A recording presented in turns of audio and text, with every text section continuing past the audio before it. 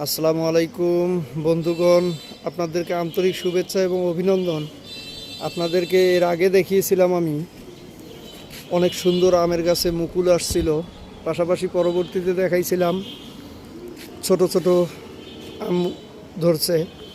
এখন আপনারা এই যে দেখতে পাচ্ছেন অনেক সুন্দর আম, এবং একটা ডাঁটায় বেশ কিছু আম ধরছে, এবং পাশাপাশি আরও কয়েকটা এই যে আম আছে দেখতে পাচ্ছেন, অনেক সুন্দর আম।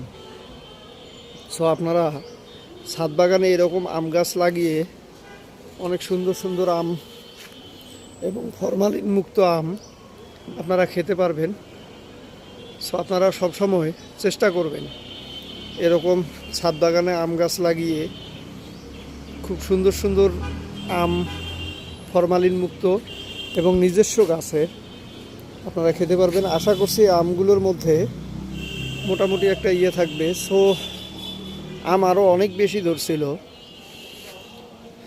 আপনারা অবশ্যই জানেন গত কয়েকদিন আগে যে শিলাবৃষ্টিটা হয়েছে, এই শিলাবৃষ্টিতে এই গাছ থেকে আম অনেকগুলো ঝরে গিয়েছে। তাই দেখুন, একটি ডাঁটার মধ্যে 4টা আম আছে, আরেকটি ডাঁটায় আছে 3টি, আরেকটি ডাঁটায় আছে 1টি, এবং আরেকটি ডাঁটায় আছে মোটামুটিভাবে 3-4টি। এই যে একটা দেখুন, অনেক সুন্দর অনেক বড় আম।